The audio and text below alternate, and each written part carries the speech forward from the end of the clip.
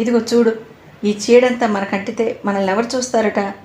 ఉమ్మ బయట కొంగు సరును లాగి నడుం దగ్గర మెడ దగ్గర చూపిస్తూ అంది. నల్లటి మచ్చలున్నాయి. ఉమ్మ గోకినట్టుగా గోళ్ల గుర్తులున్నాయి. ఏమిటది? సంహిత ఉమ్మని పరీక్షగా చూసింది.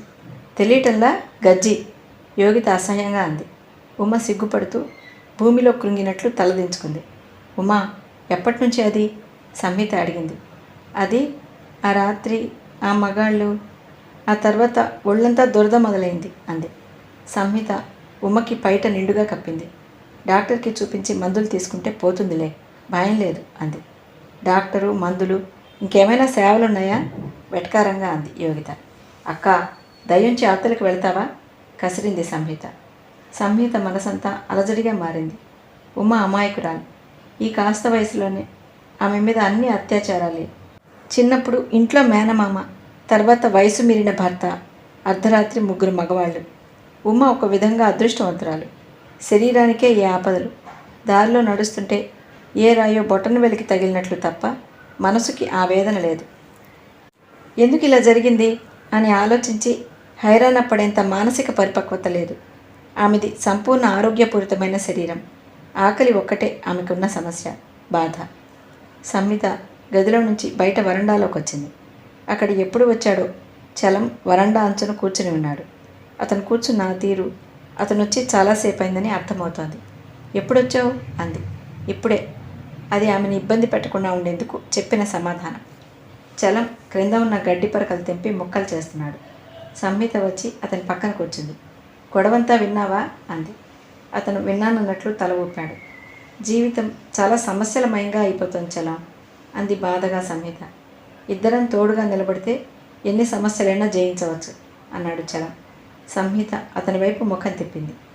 నువ్వు నాకు భగవంతుడిచ్చిన తోడువి, అవునా? నువ్వు అలా అంగీకరిస్తే ఈ ప్రపంచంలో నాకంటే సంతోషంగా ఉన్న వ్యక్తి ఇంకెవరూ ఉండరు అన్నాడు. సంహిత నవ్వింది. రాత్రి అయింది. సంహిత ఉమ్మ భోజనంలోకి చేసిన పుల్కాలు, తోటకూర కూర గిన్నెలో పెట్టి రుక్మిణమ్మ గారి కోసం తీసుకువచ్చింది. ఇంట్లో భోజనంలోకి ఏది చేసినా అది కాస్త రుచిగా ఉంటే రాఘవేంద్రరావు గారి చేత, రుక్మిణమ్మ గారి చేత తినిపిస్తే కానీ సంహితకి సంతోషంగా ఉండదు. ఈరోజు రాఘవేంద్రరావు గారు త్వరలోనే బయట లైట్ తీసేసి తలుపు వేసేసుకున్నారు. అప్పుడే నిద్రపోయారా? లోపల టీవీ మోగుతున్న శబ్దం వినిపిస్తోంది. సంహిత కాలింగ్ బెల్ మోగించింది. 10 నిమిషాల తర్వాత బయట లైట్ వెలిగింది. తలుపులు తెరుచుకున్నాయి. రాఘవేంద్రరావు గారు తలుపు శాంతం తెరవకుండా 2 చేతులతో పట్టుకుని తల మాత్రం బయటికి పెట్టి, ఎవరు అన్నాడు దీర్ఘం తీస్తూ. నేను అంకుల్ అంది. ఏమిటి అన్నారు. పుల్కాలు తెచ్చాను అంది గిన్నె చూపిస్తూ. మా భోజనం అయిపోయింది, అయినా ఇక ఇలాంటివి తీసుకురావద్దు అన్నారాయన. ఆ చెప్పటంలో ఎలాంటి ఆత్మీయత లేదు. కొత్త వాళ్లతో మాట్లాడుతున్నట్లు ముభావంగా ఉంది. సంహిత తల ఊపి సారీ అంకుల్ అంది. సంహిత వెళ్ళిపోతుంటే ఆయన వెనక నుంచి ఇదిగో అని పిలిచారు. సంహిత వెనక్కి తిరిగింది.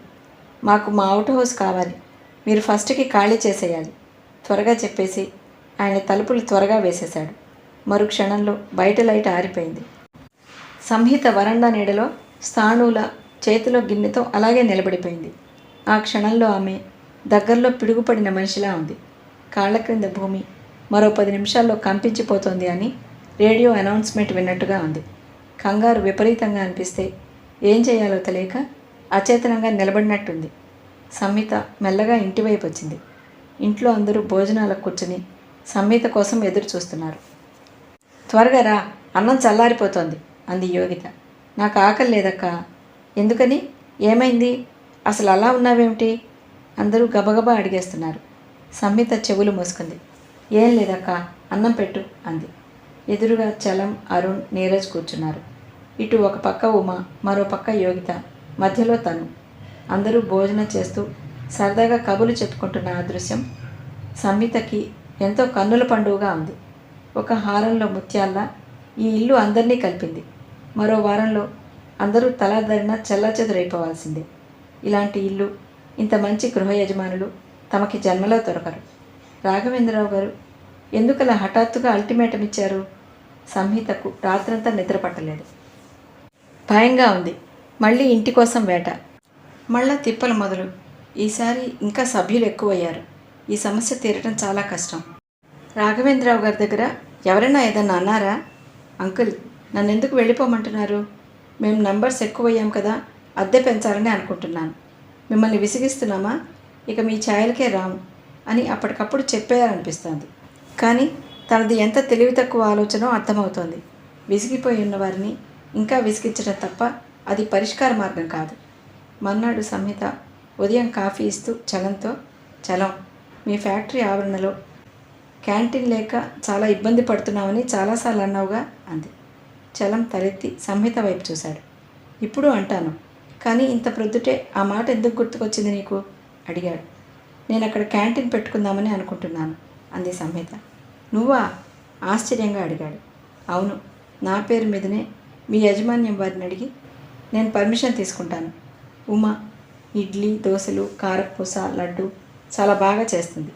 యోగిత కూడా సాయం ఉంటుంది. ఏమిటి, నేనా? చచ్చినా ఉండను. అలాంటి వెధవ పనులు నాకు పెట్టకు. యోగిత కసిరింది. పోనీ నేను ఉమా చూసుకుంటాం. నీ చదువు సంగతి తర్వాత. ముందు నాకు ఇల్లు గడవటానికి డబ్బు కావాలి. సరే, ఈరోజు ప్రొప్రైటర్ని అడుగుతాను అన్నాడు చలం. నేను మా బ్యాంకులో ఇంకా దేనికైనా లోన్ ఇస్తారేమో చూస్తాను. నువ్వేమిటి, వెధవ క్యాంటీన్ ఏమిటి అన్నాడు అరుణ్. అలా చెప్పు అరుణ్ అంది యోగిత. ఆ రోజంతా సంహిత మనసేం బాగాలేదు. యూనివర్సిటీకి వెళ్ళినా మనసు కుదుటపడలేదు. రాఘవేంద్రరావు గారు ఇచ్చిన వారం రోజుల్లో ఒకరోజు అప్పుడే అయిపోతోంది. సంహిత లైబ్రరీకి వెళ్ళింది. పుస్తకాలు చూస్తున్నా వాటి పేర్లేమిటో బుర్రకు తెలియటం లేదు. ఇంటికి వెళ్లాల్సిన బస్సు ఎక్కబోయి చూసుకోకుండా పొరపాటున ఇంకో బస్సు ఎక్కేసింది. మధ్యలో తన తప్పు గమనించి ట్యాంక్ బండ్ మీద దిగిపోయింది. సూర్యాస్తమయం కావస్తోంది. నీరెండలో ట్యాంక్ బండ్ అత్యంత నయనానందకరంగా ఉంది. సంహిత కొద్దిసేపు ఒంటరిగా నడిచింది. తర్వాత బెంచి మీద కూర్చుంది. వెనుక కార్లు, స్కూటర్లు, బస్సులు రయ్యన వెళ్తున్నాయి. బెంచికి కొద్ది దూరంలో ఒక జంట కమ్మీలు పట్టుకుని నీళ్లవైపు చూస్తున్నారు. ఇక ఇంటికి వెళ్దామండి అంటోంది. ఇద్దరూ భార్యాభర్తల్లా ఉన్నారు. స్కూటర్ కోసం చెయ్యి పట్టుకుని రోడ్డు దాటి అటువైపుకి పరుగు తీస్తున్నారు. సంహిత చలనరహితంగా ట్యాంక్ బండ్ వైపు చూస్తూ కూర్చుంది. ఒక్కోసారి కష్టాలతో జీవించడం కంటే చావు సుఖం అనిపిస్తుంది. ఇలాంటి పరిస్థితేనేమో. తనకి ఒంటరిగా ఉండటానికి భయం లేదు. దరిద్రం అంటే భయం లేదు. కానీ ఈ సంఘంలో మనుషులు మృగాల కంటే హీనంగా, ఒకరి పట్ల ఒకరు నీచంగా, దారుణంగా, దగాకోరుతనంతో ప్రవర్తించే తీరుకు చాలా భయం వేస్తుంది. మనిషి ఆ క్షణంలో చీమ కంటే, దోమ కంటే అల్పజీవిగా, నిస్సహాయంగా అయిపోతాడు. ఆ పరిస్థితులు ఎక్కడో వెన్ను వెనుక పొంచి ఉన్నట్లే అప్రమత్తంగా ఉండాలని, లేకపోతే వాటి పాలిట పడి నాశనం అవటం తప్పదని అనిపిస్తుంది. ఈరోజు అసలు ఇంటికి వెళ్ళాలని అనిపించడం లేదు. ఇల్లు ఖాళీ చేయటం కంటే రాఘవేంద్రరావు గారిని, రుక్మిణమ్మ గారిని వదిలి వెళ్ళటం చాలా బాధగా ఉంది. ఆ వృద్ధుల నీడలో తను పోగొట్టుకున్న బాల్యం, ఆత్మీయత తిరిగి పొందినట్టుగా అనిపిస్తోంది. అది ఒక అపురూప కానుక. కత్తి మీద సాములా అనిపించే ఈ జీవితం వారిద్దరి సమక్షంలో మర్చిపోయి తను ఒక మామూలు మనిషిలా అనిపిస్తుంది. వారిని వదిలి వెళ్ళటానికి తన మనసు ఏమాత్రం అంగీకరించటం లేదు. నేను చేసిన తప్పేమిటి, నన్నెందుకు వెళ్ళిపోమ్మని అంటున్నారు అని దెబ్బలాడాలనిపిస్తుంది. ఏడుపు వస్తుంది. వాదనకి, అర్థింపుకి ఏమాత్రం అవకాశం లేకుండా ఆయన అల్టిమేటం ఇచ్చేశాడు. బ్రతిమలాడటానికైనా, పోట్లాడటానికైనా ఒక చనువో లేక ఒక అర్హతో కావాలి. అవి లేనట్టు చేశారు ఆయన. వాళ్ళు వేరు, తను వేరు. ఈ భేదం కత్తితో గీసి చీల్చి చూపిస్తున్నారు ఆయన.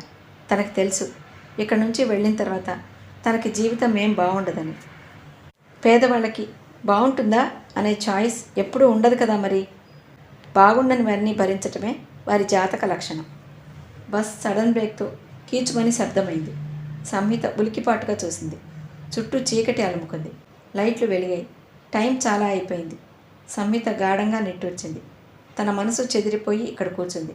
ఇంటి దగ్గర అక్క, ఉమా ఇంకా కాలేజీ పని మీదనే ఎక్కడో తిరుగుతోందని వారి పనులు వారు చేసుకుంటూ ఉంటారు. చలం ఫ్యాక్టరీ నుంచి చాలా లేట్గా వస్తానని చెప్పాడు. సంహిత నీరసంగా నడుస్తూ బస్ స్టాప్ దగ్గరికి వచ్చి నిలబడింది. సంహిత ఇంటికి వచ్చింది. గేటు 2 తాళాలు వేసింది. ఈ మధ్య అసలు తాళాలు వేయటం లేదు. ఏం చేయాలో తోచలేదు. మేడ మీద లైట్లు తీసేసున్నాయి. రాఘవేంద్రరావు గారు, రుక్మిణమ్మ గారు నిద్రపోయినట్టున్నారు. సంహిత కాలింగ్ బెల్ మోగించక గత్యంతరం లేకపోయింది. అవుట్ హౌస్ నుంచి చలం, యోగిత పరిగెత్తుకొచ్చారు. వీళ్ళేమిటి ఇలా 2 తాళాలు వేసేశారు? గేటు సందులో నుంచి చూస్తూ సంహితతో మొత్తుకుంటున్నట్టే అన్నాడు. ఇంట్లో ఎక్కడో కుక్కపిల్ల అరుపు వినిపిస్తోంది.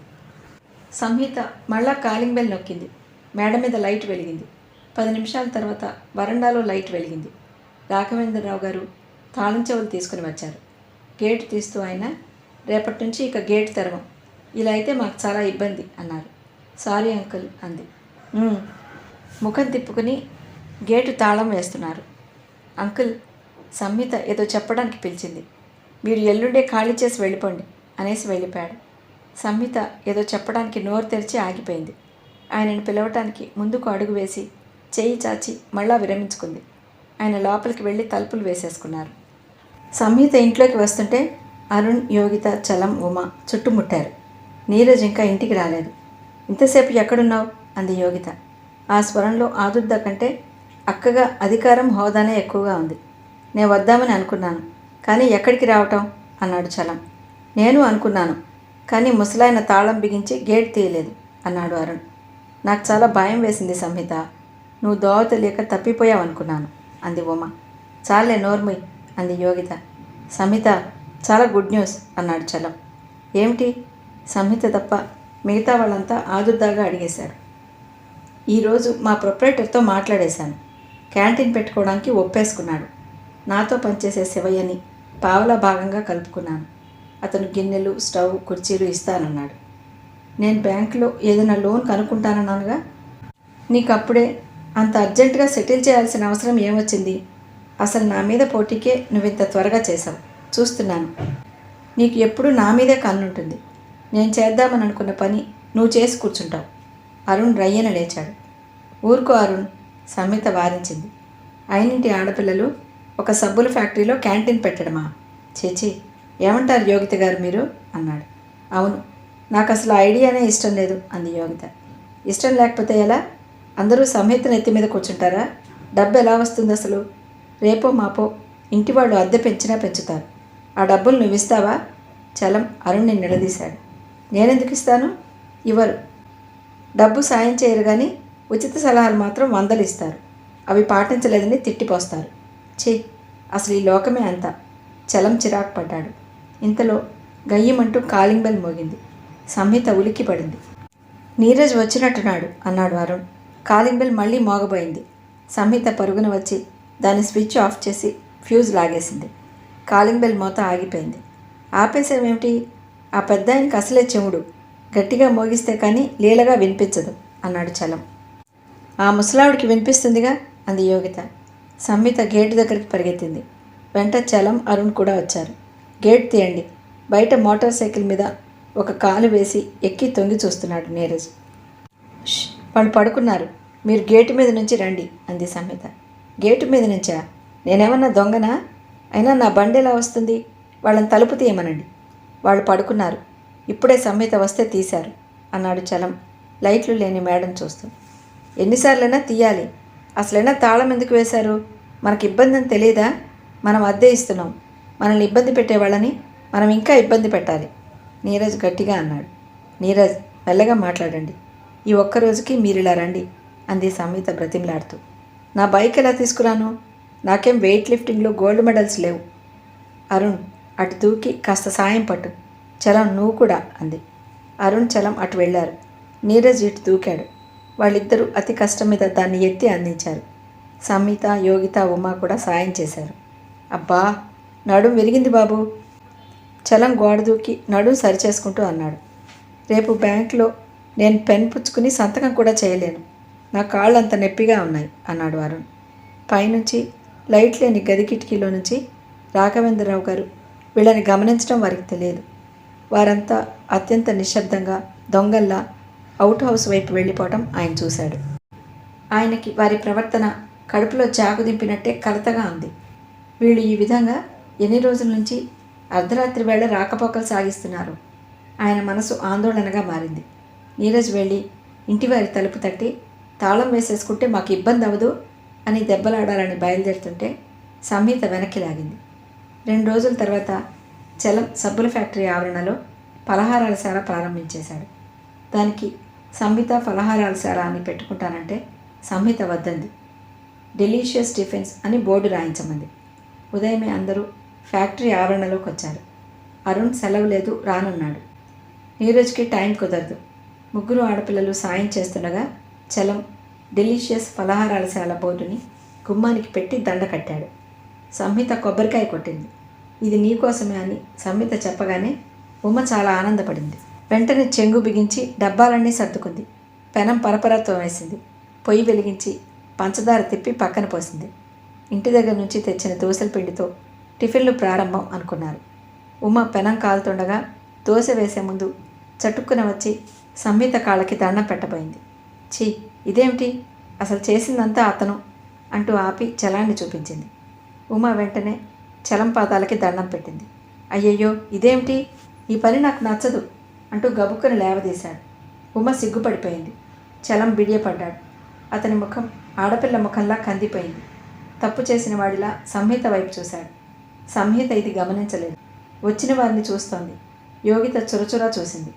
ఉమ దోశ వేసి వాటిని తీసే ముందు ఒక చెంచా నెయ్యి వేస్తోంది.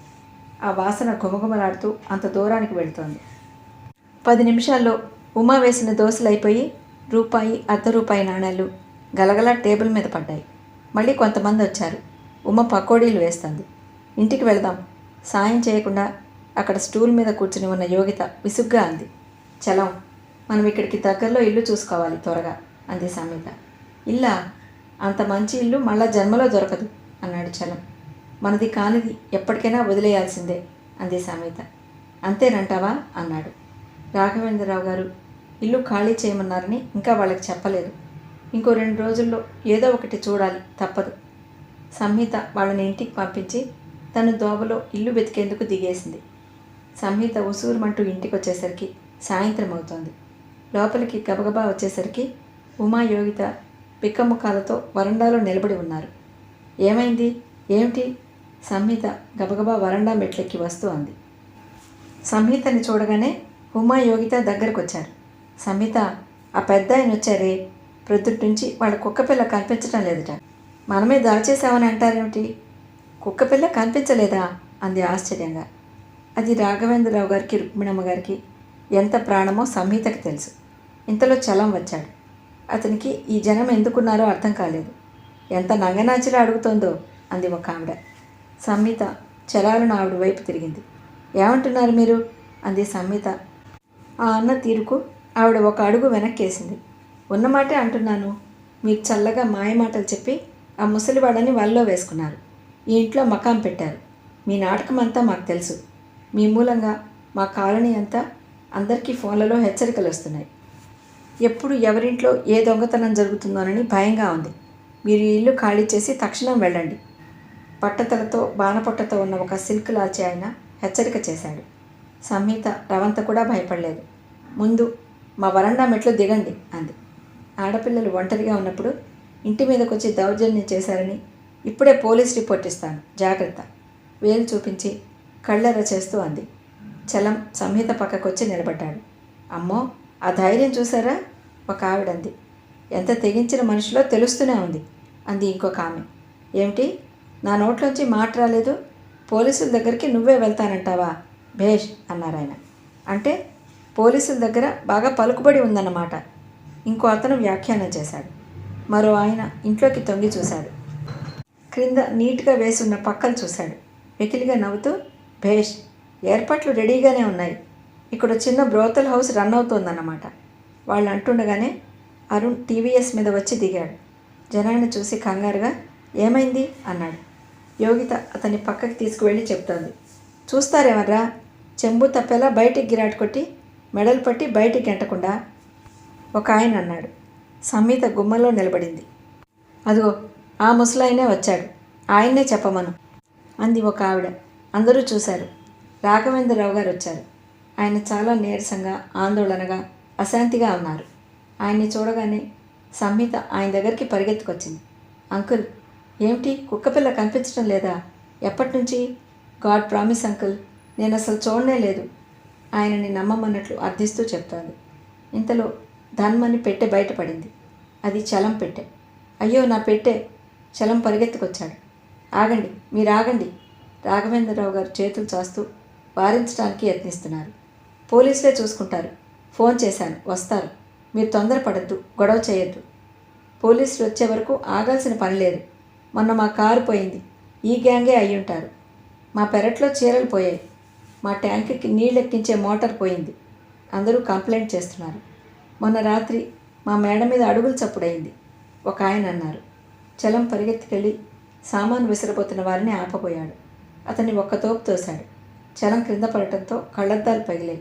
మీరు ఆగండి, నా మాట వినండి. మీ కంప్లైంట్స్ విన్నాను.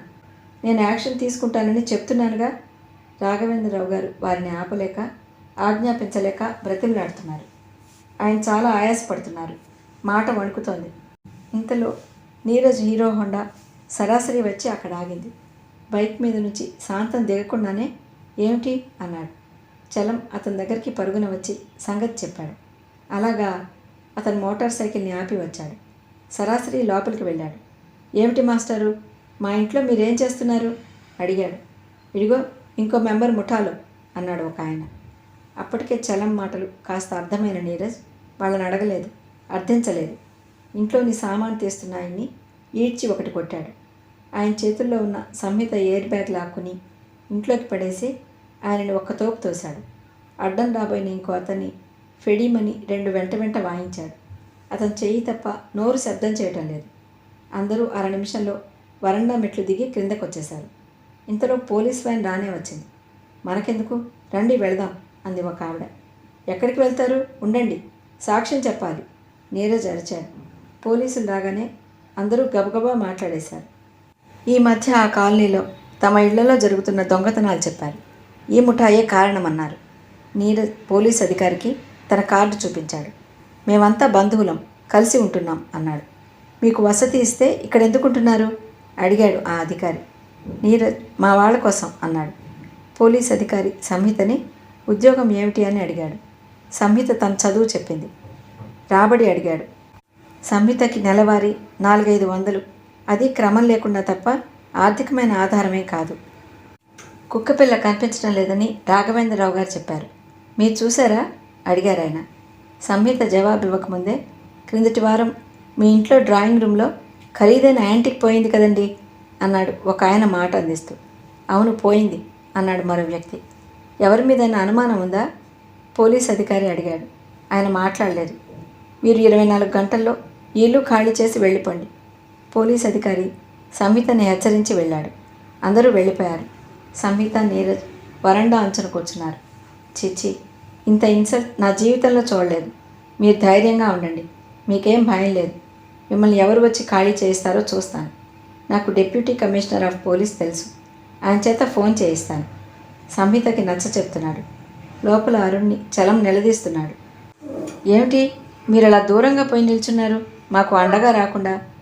దుష్టులకు దూరంగా ఉండమని అంటారు కదండి. అయినా అందరం ఆవేశపడిపోతే ఎలా అన్నాడు అరుణ్. నీకు దెబ్బలు తగులుతాయని భయం వేసింది అంది ఉమ. నువ్వు నోరు మూసుకో, యోగిత కసిరింది. యోగిత తన పక్షాన మాట్లాడటం అరుణ్కి సంతోషంగా అనిపించింది. నలుగురు చిందరబందరైన సామానుని సర్దుతున్నారు. సంహిత లేచి వచ్చింది. సామాన్ సర్దద్దు, ప్యాక్ చేసేయండి. తెల్లవారుజామునే మనం ఖాళీ చేసి వెళ్ళిపోవాలి. సంహిత, నీకు మతిపోయిందా? మనం అలా చేస్తే వాళ్ళన్నదే నిజమంటారు. పోలీసులకి భయపడి వెళ్ళిపోయాం అంటారు. ఎవరు ఏమంటారో నాకు అనవసరం. రాఘవేంద్రరావు గారికి, రుక్మిణమ్మ గారికి మన వల్ల కాస్త కూడా ఇబ్బంది కలగకూడదు. మనం ప్రొద్దుటే వాళ్ళకి చెప్పి వెళ్ళిపోతున్నాం. అల్టిమేటం ఇచ్చేసింది సంహిత. రాత్రి 2 గంటలు అవుతోంది. మామిడి చెట్ల మీద పిట్ట ఏదో రెక్క టపటపలాడించినట్లు చేసి మళ్ళా నిద్రపోయింది. అంతా నిశ్శబ్దం.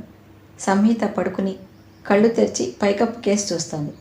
ఈ ఇంటితో అనుబంధం ఇంత హఠాత్తుగా తెగిపోతుందని కలలో కూడా అనుకోలేదు. ఈ కాలనీ వారందరికీ తమ మీద బాగా అనుమానం వచ్చేసింది. వారి ఇళ్లలో ఎవరో చేస్తున్న దొంగతనాలకి తమని బాధ్యులను చేస్తున్నారు. రాఘవేంద్రరావు గారి మీద వారు ఎంత ఒత్తిడి చేస్తున్నారో ఇందాక ఆయన తొందరపడద్దని అర్థించడంలోనే తెలుస్తోంది. ఆ గందరగోళం తర్వాత ఈ నిశ్శబ్దం హాయిగా ఉంది. పెద్ద తుఫాను బీభత్సం తర్వాత అలుముకున్న ప్రశాంతతలా ఉంది. తుఫాను వచ్చి సర్వనాశనం చేసి వెళ్ళింది. నష్టపోయిన తను ఎక్కడి నుంచి పని ప్రారంభించాలా అని దిక్కుతోచని కాందిసికుల్లా శిథిల శకలాల మధ్య ఒంటరిగా నిలబడిన వ్యక్తిలా ఉంది. సంహితకి అటు ఇటు ఉమా, యోగిత పడుకుని ఉన్నారు. యోగిత దిండంతా తల సుఖంగా ఆనించుకుని పడుకుని ఉంది. ఉమ్మ నిద్రలో కూడా తన నడుం చుట్టూ చేయి వేసుకుని పడుకుంది. దూరంగా చలం, అరుణ్ పడుకున్నారు. చలం ఎప్పటిలా నిద్రలో దగ్గినట్లే గొంతు సరిచేసుకున్నాడు. నీరజ్ గుర్రు పెడుతున్నాడు. ఇల్లు ఉదయం ఖాళీ చేసేయాలి అని తను చెప్పేసిన తర్వాత అందరూ రకరకాలుగా తర్కించారు. చలం తనని సమర్థించాడు. నీరజ్, యోగిత, అరుణ్ వ్యతిరేకించారు. సంహిత జగమండి. తను చెప్పిన మాటే జరుగుతుంది తప్ప మనం చెప్పింది వినదు అంది యోగిత. సంహిత ఎప్పుడు ఏది చెప్పినా మన మంచిగా చెప్తుంది అంది ఉమ. నిన్ను నోరు ఎత్తొద్దన్నానా అంది యోగిత. మాట్లాడి మాట్లాడి వాదోపవాదాలతో అలసిపోయి నిద్రపోయారు. ఎవరూ భోజనాలు చేయలేదు. సంహిత ఇక్కడ గడిపిన రోజుల్లో జ్ఞాపకాలని జాగ్రత్తగా గుర్తు చేసుకుని ఒడిలో పూలు మూట కట్టుకుంటున్నట్లుగా మరీ మరీ గుర్తు చేసుకుంటోంది. ఇక్కడి నుంచి వెళ్ళి తీరాలి. ఇంత జరిగిన తర్వాత ఇక ఉండటం అనేది కలలో కూడా జరగని పని. ఆ వెళ్ళటం ఈ విధంగా అవమానపూరితంగా కాకుండా ఉంటే చాలా బాగుండేది. మళ్ళీ ఎప్పుడైనా ఈ ఇంటికి ఆనందంగా ఒకసారి వచ్చి వాళ్ళిద్దరినీ కళ్ళారా చూసి వెళ్ళేది. ఆ అదృష్టం ఇక లేదు. ఆ తలుపులు అలా మూసుకుపోయినందుకే సంహిత మనసులో ఉండి ఉండి దుఃఖపు కెరటం ఉవ్వెత్తున లేచి వస్తుంది. ఆత్మీయులు అనేవాళ్ళు ఏర్పడకూడదు. ఏర్పడితే వారిని విడిచి దూరమయ్యే విషాదం రాకూడదు. ప్రతి మనిషి నెత్తి మీద అదృశ్యంగా భగవంతుడు పెట్టిన ఖడ్గం వేళ్లాడుతూ ఉంటుందట. అది తగలటం తగలకపోవటం అనేది ఆ మనిషి కర్మాకర్మాలను బట్టి ఉంటుంది. క్రితం జన్మలో ఏదో పాపం చేశాను, అందుకే కావాలనుకున్న వారికి ఇలా దూరం అవుతున్నాను అనుకుంది. కంటి మీదికి అలసటతో కొద్దిగా మగత వస్తోంది. కళ్ళ ముందు ఆటోలో పెట్టెలు సర్దటం కనిపిస్తోంది. సంహిత, సంహిత, ఎవరో ఎక్కడి నుంచో పిలుస్తున్నారు. సంహిత ఉలికిపాటుగా కళ్ళు తెరిచింది. అమ్మ పిలిచినట్లే ఉంది. తన మనసులో ఆలాపన అది. సంహిత, కీచు గొంతుతో అరుపు వినిపిస్తోంది. ఓ సంహిత. సంహితకి మెలకు వచ్చేసింది. లేచుకొచ్చింది. సంహిత, ఓ అమ్మాయి. అది రుక్మిణమ్మ గారి గొంతు. ఓ అమ్మాయి, నిన్నే. సంహిత గబాల్లో లేచింది. పరిగెత్తుకొచ్చి తలుపు తీసింది. మేడ మీద రుక్మిణమ్మ గారుంది. పిలిచారా మామగారు? అవును, చప్పునరా, ఈయన కొంట్లో బాగాలేదు, త్వరగా రా. ఆవిడ ఏడుస్తూ పిలుస్తాను. ఇప్పుడే వస్తున్నా. ఏమిటి సంహిత? ఉమ్మ లేచింది. రుక్మిణమ్మ గారు పిలుస్తున్నారు ఉమ్మ. సంహిత పరిగెత్తింది. ఈ తాళాలు తీసుకుని బయట నుంచి తలుపు తెరుచుకోమ్మా. రుక్మిణమ్మ గారు తాళం చెవులు విసిరింది. అవి సంహిత పాదాల దగ్గర వచ్చి పడ్డాయి. చప్పునరా అంది. సంహిత క్షణాల్లో తలుపులు తాళం తీసుకుని మేడమెట్లెక్కి పైకొచ్చేసింది. అక్కడ రాఘవేంద్రరావు గారు మంచం మీద మూలుగుతున్నారు. ఆయన కళ్ళు తెరుచుకున్నట్లు చూపులు పైకున్నాయి. అమ్మా, నొప్పి, రుక్మిణి, భరించలేను, చచ్చిపోతున్నాను అంటున్నారు. ఆయన గొంతు కూడా చాలా హీనస్వరంగా ఉంది. సంహిత చప్పున దగ్గరకు వచ్చి ఆయన చేతుల్ని 2 చేతుల్లోకి తీసుకుంది. అంకుల్, ఆదుర్దాగా పిలిచింది. అంకుల్. ఆయన చూపులు అతి కష్టం మీద సంహిత ముఖం మీద నిలిచాయి. ఫోన్, డాక్టర్ చేస్తే ఎంగేజ్ అంటున్నారు ఆయన. నేను చేస్తాను. సంహిత పరిగెత్తుకు వెళ్ళి చేసింది. డాక్టర్ గారు పలికారు. లక్షణాలు అడిగారు. అంబులెన్స్ తీసుకువస్తున్నానని చెప్పారు. సంహిత మళ్ళీ వచ్చి ఆయన చేయి పట్టుకుంది. అంకుల్, డాక్టర్ గారు వచ్చేస్తున్నారు, భయం లేదు. ఆయన బాధ చూస్తుంటే సంహితకి కళ్ళనీళ్లు తిరుగుతున్నాయి. రుక్మిణమ్మ గారు ఏడుస్తున్నారు. సంహిత ఒక్క 6 నిమిషం ఆయన చెయ్యి వదిలి బాల్కనీలోకి పరిగెత్తి ఉమా, అక్క, చలం అంటూ కేకపెట్టింది. ఉమ వరండాలోకి వచ్చింది. అందరినీ లేపు. ఇదిగో ఈ తాళం చెవులు తీసుకో, గేట్ తెరవండి. అంకుల్కి అస్సలు బాగాలేదు అని గిరుక్కున మళ్ళీ తిరిగి వచ్చేసి ఆయన చేయి పట్టుకుంది. ఆయన సంహిత చేయిని గట్టిగా పట్టుకున్నాడు. చలం పైకి వచ్చేశాడు. అతడు మెల్లగా ఏదో అనబోతుంటే సంహిత ష్ అంది. అతడు శబ్దం చేయకుండా పక్కకు నిలబడ్డాడు. యోగిత, ఉమ రుక్మిణమ్మ గారిని ఓదారుస్తున్నారు. నీరజ్, అరుణ్ కూడా వచ్చేశారు. ఇంతలో అంబులెన్స్ రానే వచ్చింది. డాక్టర్ గారు పరీక్ష చేస్తూ మాట్లాడుతున్నారు. మనం హాస్పిటల్కి వెళ్తున్నాం, భయం లేదు అంటూ నచ్చ చెప్తున్నారు. ఆయన ఇంజెక్షన్ ఇవ్వడంతో కాస్త బాధ తగ్గింది. ఆయన పండిన జుట్టు చెల్లాచెదురే, కళ్ళు మృత్యువుని చూసిన వ్యక్తిలా విహ్వలంగా ఉన్నాయి. రుక్మిణమ్మ గారు దగ్గరకు వచ్చింది. ఆయన ఆవిడ వైపు చూశారు. ఆ చూపులో వెళ్ళిపోతున్నాను అనే మౌన వీడ్కోలు. ఆమె బావురుమంది. ఆయన సంహితను పిలిచారు. సంహిత, ఆంటీ జాగ్రత్త. నువ్వే. ఆయన మాట పూర్తి చేయలేకపోయారు. ఎక్కిళ్ళు వచ్చాయి. డాక్టర్ ఆక్సిజన్ పెట్టేశారు. నేను వస్తాను, నన్ను తీసుకెళ్ళండి. రుక్మిణమ్మ గారు గాబరాగా ఏడుస్తూ అంది. సంహిత, నన్ను కూడా తీసుకువెళ్ళు బ్రతిమలాడుతోంది. సంహిత స్ట్రెచర్ వెంట వెళ్తోంది. ఆయన సంహిత చెయ్యి వదలలేదు. ఆమెను తీసుకురండి అంది. రుక్మిణమ్మ గారిని చేతులతో పట్టుకుని ఎత్తి నీరజ్ చలం స్ట్రెచర్ వెనక మెట్లు దిగుతున్నారు. 2 రోజులు గడిచాయి. 3వ రోజుకి రాఘవేంద్రరావు గారు మందుల ఆసరాతో హార్ట్ అటాక్తో మృత్యు ఒడిలోకి జారకుండా తప్పించుకుని బయటపడ్డారు. ఈ 2 రోజుల నుంచి సంహిత రాత్రింబవళ్ళు ఆయన దగ్గరే ఉంది. 3వ రోజుకి ఆయన కాస్త కోలుకున్నారు. స్పృహ తెలిసేసరికి ఎదురుగా సంహిత చిరునవ్వుతో నిలబడి ఉంది. ఆయన ఎండిన పెదవులు సమాధానంగా చిరునవ్వు నవ్వడానికి ప్రయత్నిస్తున్నాయి. ఆయన కళ్ళల్లో ప్రశ్నార్థకం గమనించిన సంహిత వెంటనే వంగి ఆయన చెవి దగ్గర, ఆంటీ ఇక్కడే ఉన్నారు, కులాసాగానే ఉన్నారు. అభిషేక్ అమెరికా నుంచి బయలుదేరారు. ప్రొద్దున బాంబే నుంచి ఫోన్ చేశారు. బహుశా ఇంకో గంటలో ఇక్కడికి రావచ్చు అని చెప్పింది. ఈ మాటలు వినగానే ఆయన కళ్ళల్లోకి ఎక్కడో ఉన్న ప్రాణమంతా వచ్చి చేరుకోసాగింది. ఆయన సంహితనే చూస్తున్నారు. ఆ కళ్ళల్లో మళ్ళా ప్రశ్నార్థకం. సంహిత ఒక్క క్షణం ఆ ప్రశ్న అర్థం చదువుకుంది. మళ్ళా వంగి చెవి దగ్గర, ఎయిర్పోర్ట్కి డాక్టర్ గారు వెళ్ళారు అంది. ఆయన జవాబు దొరికినట్లు శాంతించారు. సంహిత మళ్ళా చెవి దగ్గరికి వంగింది. అంకుల్, ఇంకో మంచి వార్త చెప్పనా? మన కుక్కపిల్ల దొరికింది. ఎవరో దాన్ని ఎత్తుకుపోయారు. తప్పించుకుని పారిపోయి వచ్చినట్టుంది. మెడలో తెగిన తాడుముక్క ఉంది. అది మీరు ఆంటీ కనిపించలేదని ఒకటే గోల్ చేస్తోందట. చలం హాస్పిటల్ గేట్ దగ్గరికి తీసుకొస్తే నేను దాన్ని కాసేపు ఎత్తుకుని బ్రెడ్ తినిపించి పంపించాను. ఆయన కళ్ళ నిండా ఆనందం. నిజంగానా అన్నట్టు చూశారు. సంహితకి చెయ్యి అందించారు. సంహిత నిజం అన్నట్టు చూసింది. ఆయన సంహితనే చూస్తున్నారు. ఆ కళ్ళల్లో లీలగా తడి. సంహితకి ఆయనను చూస్తుంటే హృదయాంతరాళంలో ఎక్కడో గ్యాలం వేసి లాగినట్లే ఆర్ద్రత మనసంతా నిండి గొంతులో ఏదో అడ్డుపడ్డట్టే అయింది. కుక్కపిల్ల దొరికింది అన్న విషయం ఆయనకి తెలియచేసిన తర్వాత సంహిత మనసు మీద నుంచి భారం దింపేసినట్టయింది. ఇంతలో అడుగుల చప్పుడైంది. సంహిత తలెత్తి చూసింది. డాక్టర్ గారు వచ్చారు. మెలకు వచ్చిందా? ఎవరొచ్చారో చూడండి అన్నారు. అప్పటికే ఆయనతో వచ్చిన స్పృహద్రిపోయిన యువకుడు మంచం మీద కూర్చున్నాడు. సంహిత ఆయన చెయ్యి వదిలేసి పక్కకి నిలబడింది. రాఘవేంద్రరావు గారు లేవబోతుంటే యువకుడు వారించాడు. ఆయన అతని భుజం గట్టిగా పట్టుకున్నారు. అభిషేక్, ఆయన కంఠం నీరసంగా కంపించిపోతూ పలికింది. తాతయ్య. అతను ఆయన వైపు కాస్త వంగి ఆయన తలని 2 చేతులతో పట్టుకున్నాడు. How lucky I am, thank God తగ్గు స్వరంతో అన్నాడు. ఆయన అతన్నే చూస్తున్నారు. ఆ క్షణంలో ఆయన కళ్ళల్లో కనిపించిన భావం సంహిత జన్మలో మర్చిపోలేదు. మృత్యులోయలో అంచు వరకు వెళ్ళి ఏ అదృష్ట భాగ్యం వలనో ఆ ప్రమాదం తప్పించుకుని వెనక్కి తిరిగినప్పుడు ఈ లోకమంతా ఒకే ఒక వ్యక్తిలో కనిపించే మనిషి ఎదురైతే బలీయంగా హత్తుకుపోయే మూగ ఆనందం అది. ఆయనకి దుఃఖం ఆగటం లేదు. కళ్ళ ప్రశ్నలకి నీళ్లు ధారలుగా జారిపోతున్నాయి. నోనో జేబులో నుంచి కర్చీఫ్ తీసి సున్నితంగా అద్దాడు. డాక్టర్ గారు పల్స్ చూస్తున్నారు. ఇంతలో సిస్టర్ వచ్చింది. నో క్రౌడ్ ప్లీజ్, ఇంతమంది ఇక్కడ ఉండకూడదు, బయటికి వెళ్ళాలి అంటూ హెచ్చరించింది. సంహిత మౌనంగా బయటకు వచ్చేసింది. అక్కడి నుంచి రుక్మిణమ్మ గారు ఉన్న గదిలోకి వచ్చింది. యోగిత ఆవిడ దగ్గరే ఉంది. రుక్మిణమ్మ గారు సంహిత రాగానే, సంహిత కాస్త తొందరగా ఇంటికి వెళ్తావా? ఆవిడ బ్యాగ్లోని తాళం చెవుల గుత్తి తీసి ఇచ్చింది. ఇంట్లో ఏమున్నాయో ఏం లేవో తెలియదు. చలం చేత కావలసినవన్నీ తెప్పించు. నా బిడ్డ ఎప్పుడు అన్నం తిన్నాడో ఏమిటో. కాస్త త్వరగా క్యారేజ్ పంపు. శ్రమ అనుకోకమ్మా. ఏమిటి అలా చూస్తున్నావు? తాళం చెవులు తీసుకో. ఆవిడ సంహిత చెయ్యి అందుకుని బలవంతంగా చేతిలో పెట్టి గుప్పెట మోసింది. నీకు ఇంట్లో ఎక్కడ ఏమున్నాయో అన్నీ తెలుసు. అభిషేక్ గది కిటికీ తలుపు తీసేయి. నీకు తెలుసా సంహిత, నా మనవడు వచ్చి 6 ఏళ్ళయింది. వాడిని కళ్ళారా చూసుకోవడానికి మేమిద్దరం బ్రతుకున్నాం.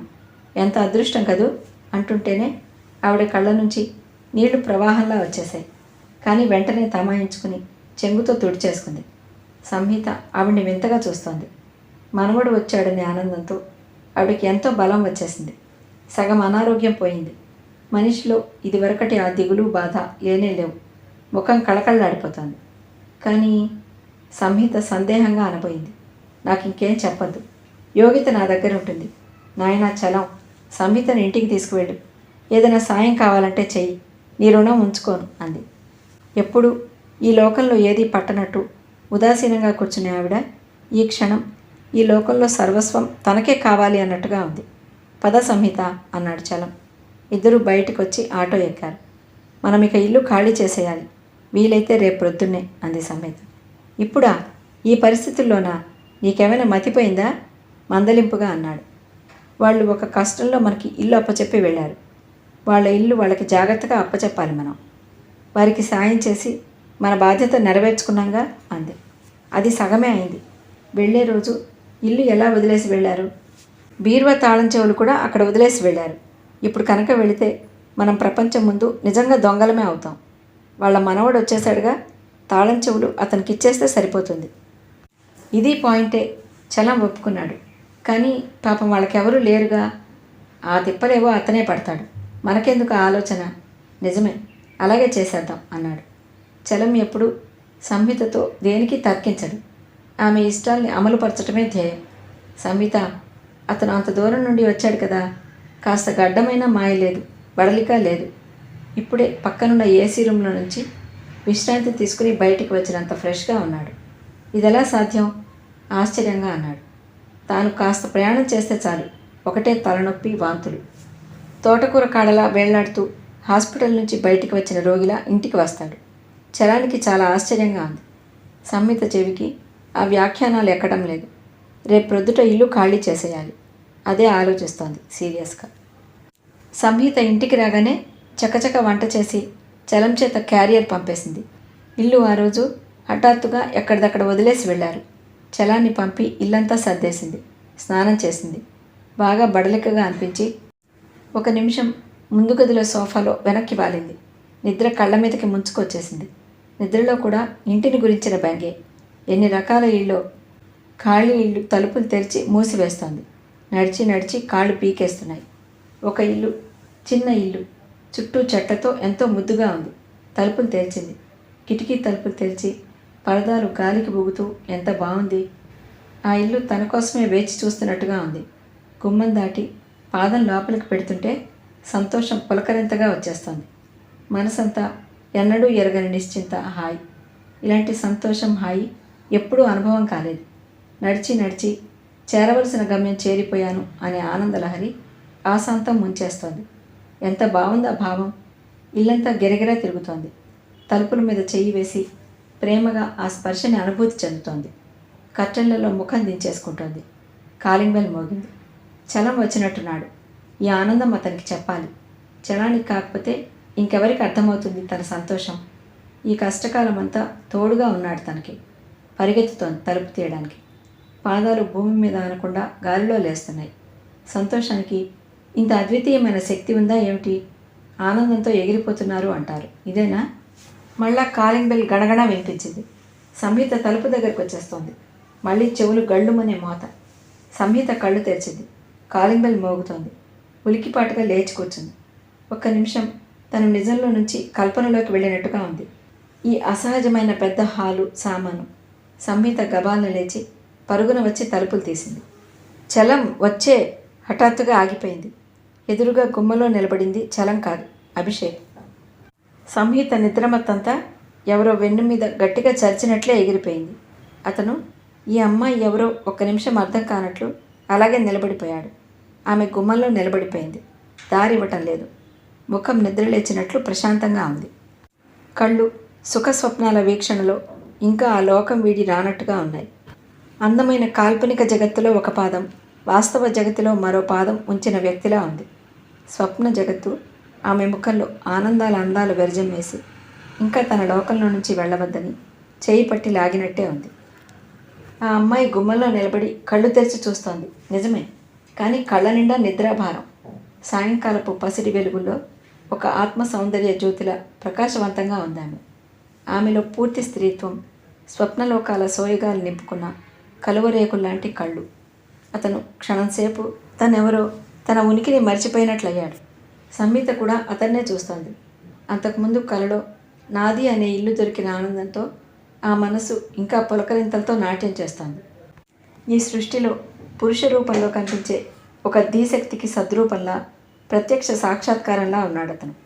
3 రోజులు రాత్రింబవళ్ళు మేలుకుని శ్రమపడిన ఆమె గాఢ సుషుప్తిలోకి వెళ్ళి ఆ నిద్రకి వాస్తవానికి మధ్యరేఖ మీద నిలబడినట్టయింది. ఇతన్ని చూసింది ఎక్కడో, ఎవరో గుర్తు తెచ్చుకోవడానికి మేఘంలా కమ్ముకుని వస్తున్న నిద్రని చేతులతో దూరం చేయడానికి ప్రయత్నిస్తున్న మనిషిలా ఉంది. మే ఐ కమిన్ అడిగాడు. తగ్గు స్వరంలో ఉన్న అతని స్వరం చాలా లో వాల్యూమ్లో పెట్టిన సింహస్వర ప్రతిఛాయలా ఉంది. సంహిత ఉలికిపాటుగా చూసింది. వెంటనే పక్కకి తొలగి దారి ఇచ్చింది. అతను లోపలికి వచ్చాడు. ఒక్క నిమిషం ఆ ఇంటిని కళ్ళారా చూసుకుంటున్నట్టుగా ప్యాంట్ జేబులో చేయి పెట్టి కిటికీలు, గుమ్మాలు, సోఫాలు, అక్కడ ప్రతి అంగుళం మనసులోకి ముద్ర తీసుకుంటున్నట్టుగా ఉన్నాడు. అంతటా నిశ్శబ్దంగా ఉంది. సాయంకాలపు చల్లటి గాలి పరదాలని కదిలిస్తూ వీస్తోంది. అతను పుస్తకాల బీరువా దగ్గరికి వెళ్ళాడు. అక్కడ చిన్నపిల్లాన్ని ఎత్తుకుని ఉన్న యువతి ఫోటోని తదేకంగా చూశాడు. ఆ ఫోటోని చేతిలోకి తీసుకున్నాడు. దగ్గరగా ఆ ఇద్దరినీ చూశాడు. ఫోటో మీద ఎక్కడైనా దుమ్ము కణాలు ఉన్నాయేమో అన్నట్టు చేత్తో అపురూపంగా తుడిచాడు. తర్వాత మెట్లెక్కి పైకి వెళ్ళాడు. ఆ వెళ్ళటం చకచక పరుగులా తల్లి ఒడిని చేరబోతున్న స్కూల్ నుంచి వచ్చిన పిల్లాడిలా. అమ్మ అని పిలవలేదు కానీ అదే కేక అతని మనసులో నుంచి మౌనంగా స్పందిస్తున్నట్టుగా పైకి వెళ్ళాడు. పైన అతని గది తలుపులు తెరిచిన ధ్వని. మ్యూజిక్ ఆన్ చేశాడు. సితారనాదం లలితమైన సంగీతంలా వినిపిస్తోంది.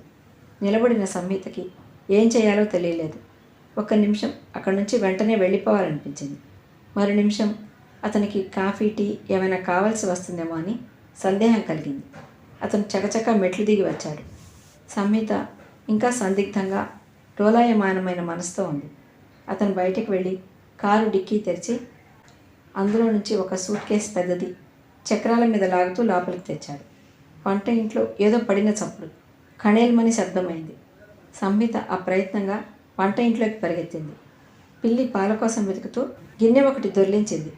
సంహితను చూడగానే అది పారిపోయింది. సంహిత వంట ఇంటి కిటికీ రెక్క వేసింది. సందేహిస్తూనే ఫ్రిడ్జ్లో నుంచి పాలు తీసి కాచింది. ఫిల్టర్ తీసిన డికాక్షన్ వేసింది. హాల్లో ఫోన్ మోగింది. సంహిత వెళ్ళబోయింది. గుమ్మం దగ్గరకు వచ్చేసరికి అతను ఫోన్ తీశాడు. అతడు స్నానానికి వెళ్ళబోతున్నాడు. మెడలో తువ్వాలు వేసుకున్నాడు. Hi Aravind. Yeah, he is all right. At last I came. Yeah, India. Most beautiful remembrance. నువ్వు ఇక్కడికి 10 నిమిషాల్లో వస్తే మనం హాస్పిటల్కి వెళ్దాం. ఓకే బాయ్ అని పెట్టేశాడు. అతను మెట్లెక్కి వెళ్తుంటే మళ్ళీ ఫోన్ రింగ్ అయింది. అతను వచ్చి సమాధానం చెప్పి వెళ్ళాడు. అతను వెళ్తుంటే మళ్ళీ రింగ్ అయింది. అతను భుజం మీద నుంచి ఫోన్ వైపు తల తిప్పి చూశాడు. తర్వాత దాన్ని లక్ష్య పెట్టినట్లు వెళ్ళిపోయాడు. అతను స్నానం చేస్తుంటే కనీసం డజన్ ఫోన్లు అభిషేక్ వచ్చాడా అంటూ వచ్చాయి. సంహిత వాళ్ళ పేర్లు నోట్ చేసి ఫోన్ దగ్గర పెట్టింది. వారి వివరాలు రాసుకుంది. అభిషేక్ స్నానం చేసి తల తుడుచుకుంటూ క్రిందకు వచ్చాడు.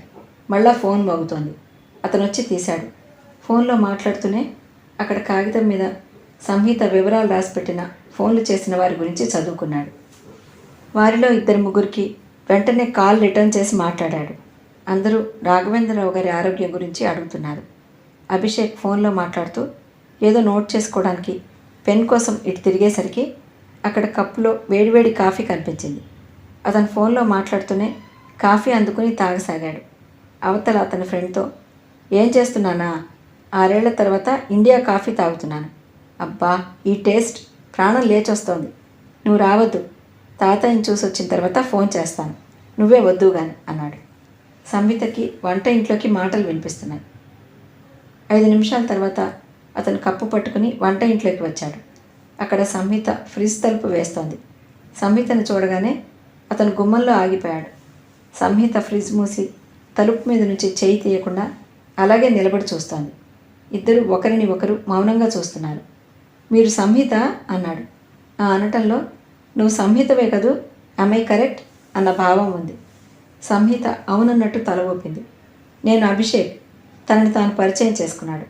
సంహిత తెలుసు అన్నట్లు తల ఊపింది. కాఫీ మీరే చేశారా? సంహిత అవునన్నట్టు చూసింది. It is good, thank you అన్నాడు.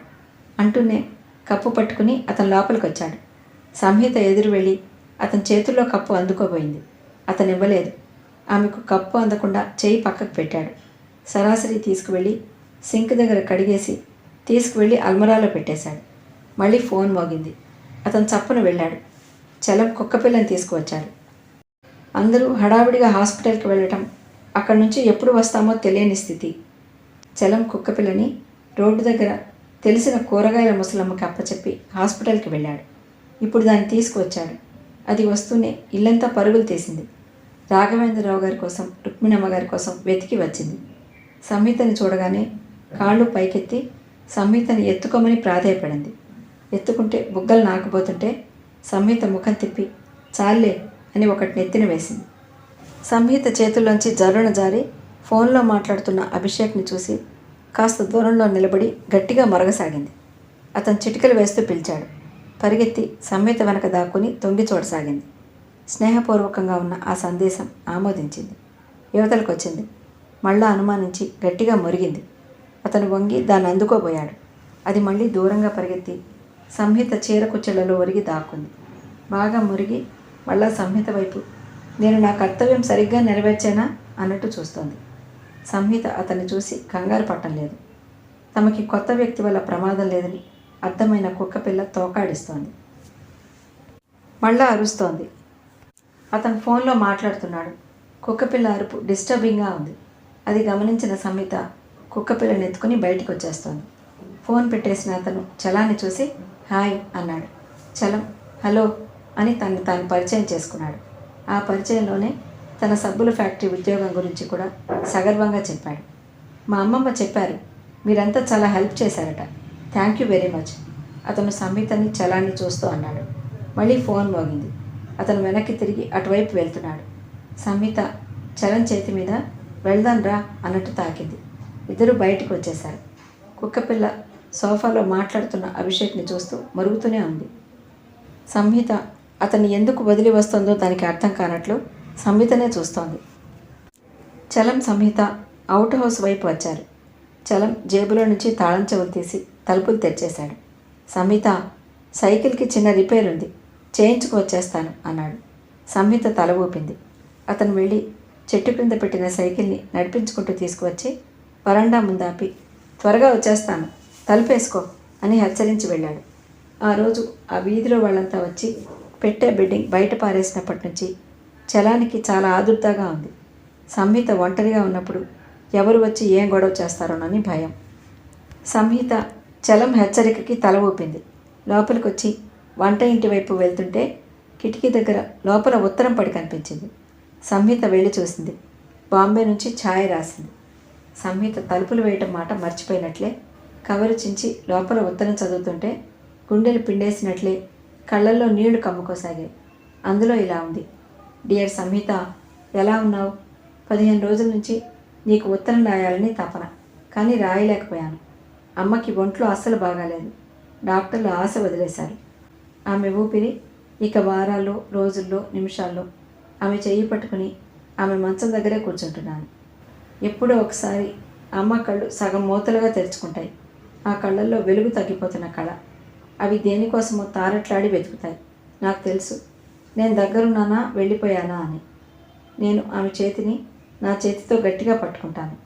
ఆమె నుదుటి మీద చేయి వేసి అమ్మా నేను ఇక్కడే ఉన్నాను అని చెప్తుంటే నా కంఠం పెగిలి రాదు, మూగపోయినట్టు అవుతుంది.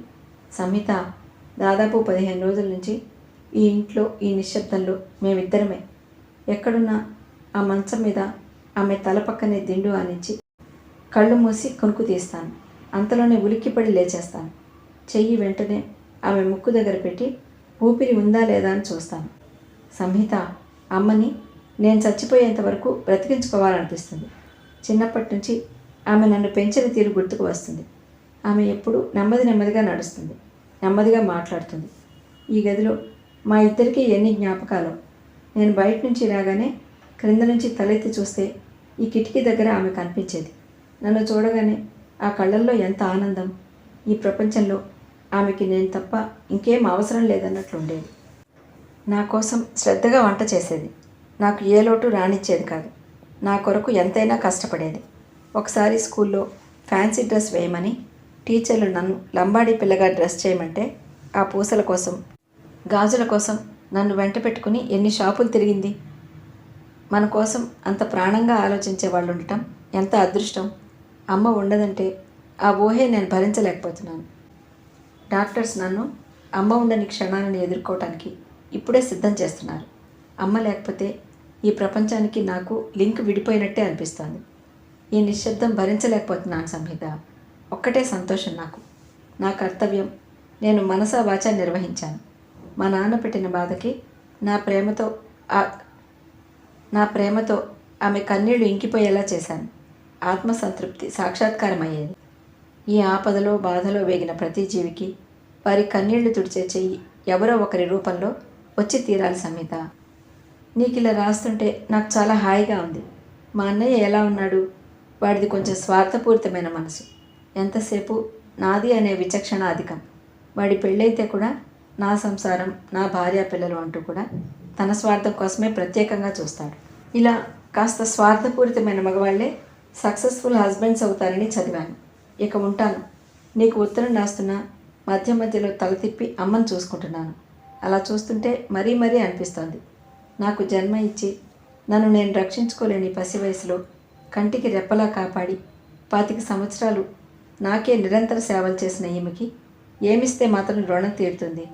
నేను ఎంత గౌరవంగా, హుందాగా, ప్రేమాభిమానాలతో అశక్తత పాలై నిస్సహాయంగా ఉన్న ఆ శరీరాన్ని గౌరవ మర్యాదలతో సాగనంపాలి. సంహిత, మనకిష్టమైన వారు, మనం కావాలనుకున్న వారు మనకి దూరం అవటం ఎంత విషాదం కదూ.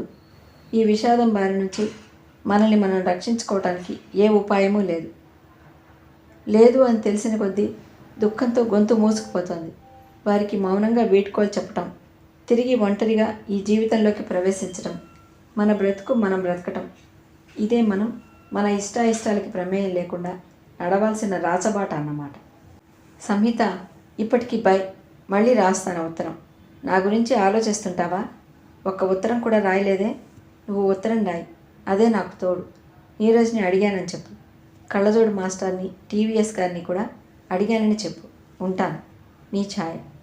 ఉత్తరం మడుస్తుంటే సంహిత కళ్ళ వెంట జలజల కన్నీళ్లు రాల్సాగాయి. ఛాయ రాసిన వాక్యాలు సూటిగా ఆమె మనసుకి గ్యాలం దింపి అక్కడ దాచిన బాధని బయటికి లాగాయి. మనం కావాలనుకున్న వారికి దూరం అవటం ఎంత విషాదం. వారికి మౌనంగా వీడ్కోలు చెప్పటం, తిరిగి ఒంటరిగా ఈ జీవితంలో ప్రవేశించటం, మన బ్రతుకు మనం బ్రతకటం. సంహిత కళ్ళ వెంట నీళ్లు ప్రవాహంలా ఉరికి వచ్చేస్తున్నాయి. రాఘవేంద్రరావు గారిని, రుక్మిణమ్మ గారిని వదిలి వెళ్లాలని లేదు. కానీ ఆ రోజు గొడవ జరిగిన తర్వాత ఇక్కడ ఉండటం అసంభవం అనిపిస్తోంది. ఇంటి నుండి వెళ్ళిపోవడానికంటే వారి హృదయాల్లో తలుపులు మూసుకుపోయాయే అన్న బాధ కత్తితో చీలుస్తున్నట్టుంది. వారి దగ్గర ఈ అభిమానం, వాత్సల్యం, ఈ ఆనందం అసలు తనకి తెలియకుండా ఉండాల్సింది. అప్పుడు అది అయాచితంగా, అదృష్టంగా లభించింది. ఇప్పుడు ఏదో కోల్పోయిన బాధ కడుపులో సుడి తిప్పుతోంది.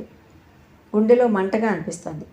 సంహిత కిటికీలో కూర్చుని మోకాళ్ళ మీద ముఖం దాచుకుంది. తలుపు మీద వేళ్లతో కొట్టిన శబ్దమైంది. సంహిత ఉలికిపాటుగా తలెత్తింది. ఎదురుగా అభిషేక్. కళ్ళ వెంట జలపాతాలు దూకుతున్నట్లుగా నీళ్లధారలు వస్తున్న సంహితను చూసి అతను చకితుడయ్యాడు. 1 నిమిషం అప్రతిభుడైనట్లు అలాగే నిలబడిపోయాడు. వచ్చింది చలం కాదు, అభిషేక్. ఆ సంగతి గ్రహించేసరికి కొన్ని క్షణాలు పట్టింది సంహితకి. చప్పున కళ్ళు తుడిచేసుకుంది. చెంగున ఉరికినట్లుగా కిటికీలో నుంచి దిగింది. కళ్ళు మళ్ళా గట్టిగా తుడిచేసుకుంది. నీళ్లు ఆగటం లేదు. బాధ. వెళ్ళిపో, వెళ్ళిపో. సంహిత బలవంతంగా నూతిలోకి దాన్ని తోసేస్తోంది. సంహిత నవ్వేసింది. చేతిలో ఉత్తరం చూపించింది. మా ఫ్రెండ్ రాసింది. వాళ్ళమ్మకి సీరియస్గా ఉంది.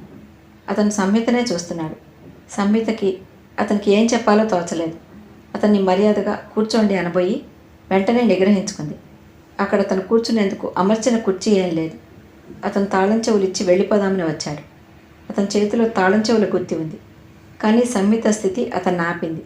అతను వెంటనే వెళ్ళలేకపోయాడు. అది మర్యాద కాదు. అవతలి వ్యక్తి దుఃఖంలో ఉంది. సానునయంగా ఒక మాట చెప్పాలి. అది తన ధర్మం.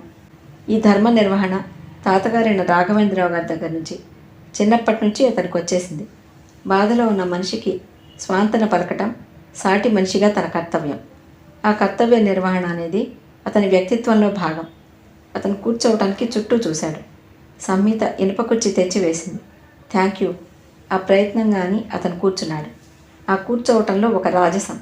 వెనక్కి ఆనుకున్నాడు. కాలు మీద కాలు వేసుకున్నాడు. చేతులు మోకాల మీద ఒకదాని మీద ఒకటి ఆనించాడు. ఏమిటి ఆమెకి సుస్థి? క్యాన్సర్ అన్నది. ఐసీ అన్నాడు. ఇద్దరి మధ్య నిశ్శబ్దం. సంహిత ఉత్తరం మడత పెడుతోంది. బుగ్గల మీద కన్నీటి చారికలున్నాయి. కొంగుతో తుడుచుకోవాలంటే బిడియంగా ఉంది. అతను సంహితను చూశాడు. Sometimes it happens. We must lose what we love most. అతని మాటలు ఎంత సహజంగా ఉన్నాయి. అతను అన్న మాటలు, వాటి అర్థం సంహిత గుండెల్లో నుంచి బాధని గుచ్చిన గేలం విసురుగా పైకి లాగినట్లయింది. You are upset, I'm sorry. మళ్ళా నిశ్శబ్దం. సంహిత మునిపంటితో పట్టి ఏడుపు ఆపుకుంటోంది. దూరంగా ఎక్కడో పిచ్చుకల గోల, చిరుగాలి నిశ్శబ్దం. అతను టైం చూసుకున్నాడు. కుర్చీలోంచి లేచాడు. తాళం చెవుల గుత్తి చాచి పట్టుకున్నాడు. అమ్మమ్మ మీకు ఇవ్వమని చెప్పారు.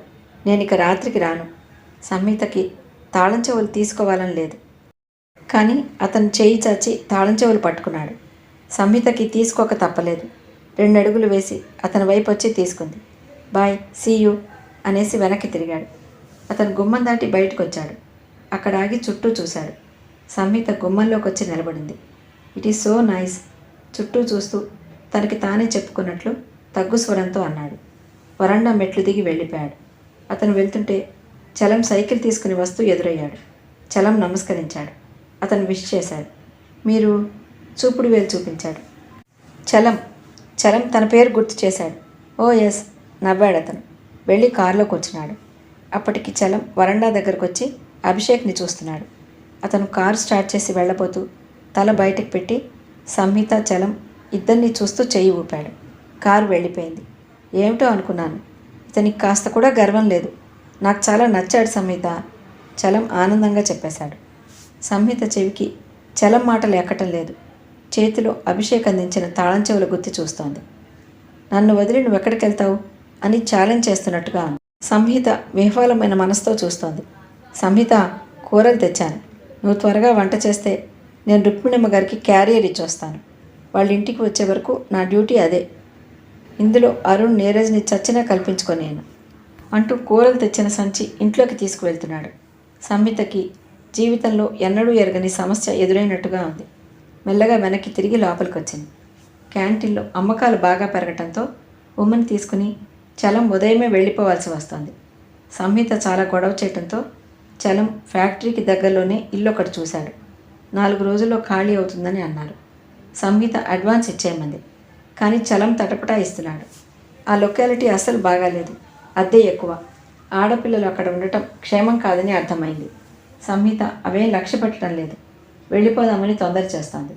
చలంకి మరో ఇల్లు కోసం వెతకాలని ఉంది. కానీ టైం సరిపోవటం లేదు. అరుణ్ బ్యాంకుకి దగ్గరగా చూస్తున్నాడు. చలానికి ఇది ఒక ప్రమాదంలా అనిపిస్తోంది. ఇల్లు అటు చూడటానికి నిశ్చయం చేసుకున్నాడు. నీరజ్ తన ఫ్రెండ్ ఫ్లాట్ ఖాళీ ఉందనే వార్త తెచ్చాడు. చలం సంహిత వైపు కంగారుగా చూస్తున్నాడు. అతనికి ఎందుకో ఇటు నీరజ్ అటు అరుణ్ సంహితని ఎత్తుకుపోవడానికి ట్రిక్ వేసిన దొంగల్లా అనిపించసాగారు. సంహిత నీరజ్ ప్రపోజల్ అంగీకరించలేదు. అంత అద్దె ఇవ్వటం కష్టం అంది ముక్తసరిగా. అద్దె గురించి మీరు వరీ అవ్వద్దు అతను ధీమాగా అన్నాడు.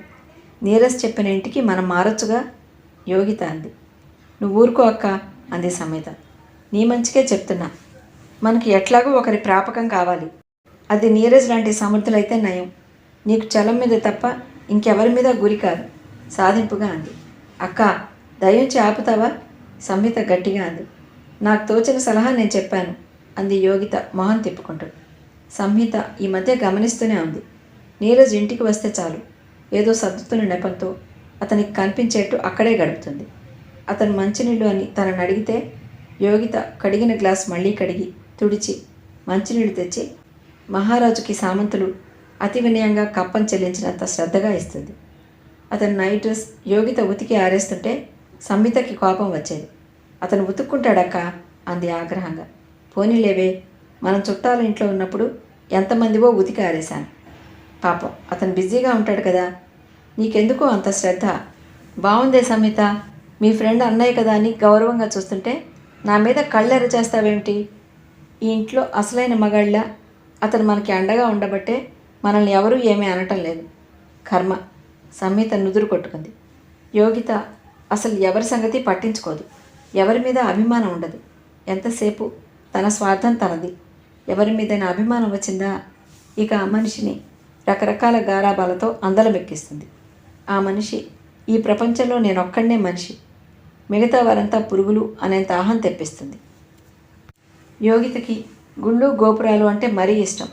తను ఇన్నాళ్ళున్నా ఈ చుట్టుపక్కల ఏముందో తెలియలేదు. యోగిత ఈ వీధి చివరి ఎడం వైపుకు మళ్ళితే చిన్న గుడి ఒకటి ఉందని కనుక్కుని వచ్చింది. ఆ గుడి దగ్గర దింపి వెళ్ళమని నీరజ్ని అడిగింది.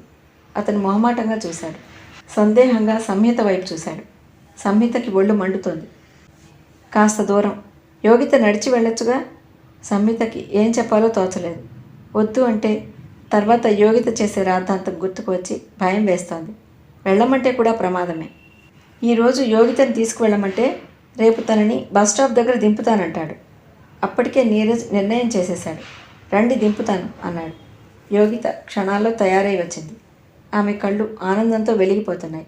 స్కూటర్ మీద కూర్చుని వెళ్తూ చెల్లెల వైపు చూసి మనసారా హాయిగా నవ్వింది. సంహితకి జాలేసింది. చిన్న చిన్న ఆనందాలు సహజంగా సాధికారంగా పొందాల్సినవి. వాటి కోసం ఎన్నో కుయుక్తులు, ఆరాటాలు. యోగిత మంచి ఆరోగ్యవంతురాలు. భర్త, పిల్లలు, అత్తమామలు, నౌకర్లు, చాకర్లు, అంత పెద్ద సంసారాన్ని సునాయాసంగా నడపగలదు. కానీ విధి ఆమెను వంచింది. ఆ ఆనందం నుంచి దూరం చేసింది. ఆమెలో జవసత్వాలు వరద నదిలా నిండుగా ఉన్నాయి. ఆమెలో శక్తి నిరుపయోగమవుతోంది. నీరజ్ సాన్నిహిత్యంలో ఆమె వయసు వేడి దగ్గర వెన్నెలా అవుతోంది. సంహితకి నీరజ్ స్వభావం తెలుసు. అతనిలో చపలత్వం వస్తే అది యోగిత కవ్వింపే కానీ నీరజ్ తొందరపాటేం కాదు. సంహితకి తొందరలో నీరజ్ని దూరంగా పంపేయాలని గాఢంగా అనిపిస్తోంది. తీసుకోవాల్సిన జాగ్రత్తలు సకాలంలో తీసుకోకపోతే తర్వాత తీరిగ్గా ఏడుస్తూ కూర్చోవాలి. యోగితకు ఇదంతా తర్కించి చెప్పినా అర్థం కాదు, వినదు. సంహిత ఇల్లంతా సర్దింది. చీకటి పడింది. ఇంట్లో బయట లైట్లు వేసింది. పుస్తకం పుచ్చుకువచ్చి వాకిట్లో ఉయ్యాలలో కూర్చుంది. చలం ఇంట్లోంచి వైర్ లాగి మామిడి కొమ్మకి లైట్ పెట్టాడు. సంహిత చదువులో లీనమైపోయింది. పుస్తకం తెరిస్తే సర్వస్వం మరిచి ఇక ఆ లోకంలో మునిగిపోయినట్టే అయింది. సంహిత చదువుకుంటోంది.